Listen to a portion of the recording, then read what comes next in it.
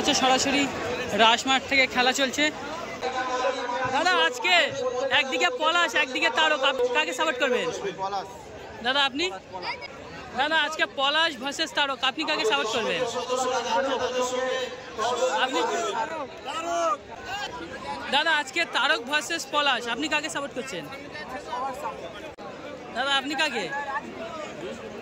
যে জিতবে গড়িয়াকে সাপোর্ট করছেন? পলাশ